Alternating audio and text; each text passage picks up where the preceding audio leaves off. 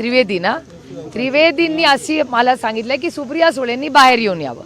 मी काल रात्रीच बाहेर आले आणि आज तुमच्या माध्यमातून अतिशय विनम्रपणे मी त्रिवेदीजींना विनंती करते की ते म्हणेल ती जागा, ते म्हणेल ते चॅनल, ते म्हणतील तो कॅमेरा, ते म्हणतील ते शहर, तिथे मी येऊन मन मोकळेपणे ते स्वतः किंवा त्यांच्या पक्षाचा कुठल्याही व्यक्तीशी माझी जबाब द्यायला माझी तयारी आहे.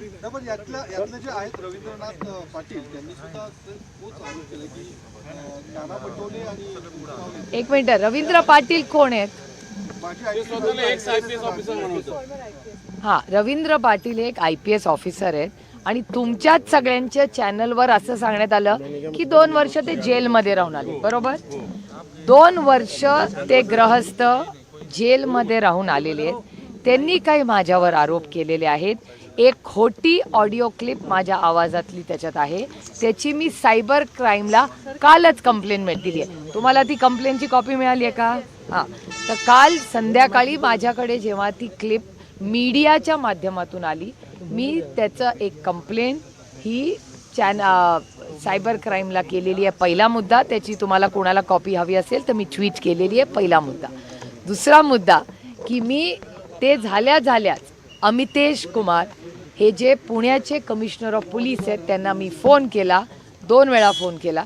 दोन्ही वेळा आमचं बोलणं झालं. मी त्यांना काय प्रॉब्लेम हे सांगितलेलं आहे. मी त्यांना एवढीच विनंती केली की बाबा माझा आवाज कोणीतरी काढून हे करते, मला न्याय मिळावा. त्यामुळे त्यांनी मला शब्द दिलेला आहे की ताई ते सगळं माझ्याकडे पाठवा, मी जरूर त्याच्यातून जे खरं असेल ते बाहेर येईल. हा मुद्दा. एक मिनिट, अर्थातच AI जनरेटर माझा संबंधच नाही आहे काही.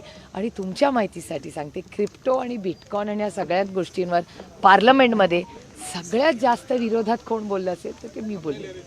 सुधांशू त्रिवेदीवरती तुम्ही काही कारवाई? हां, आज बरं झालं. तर आता मी पटकन एक क्रोनॉलॉजी घेते म्हणजे तुम्हाला पण कन्फ्युजन नको. ती फेक माझ्याबद्दलची फेक बातमी आली, ती बातमी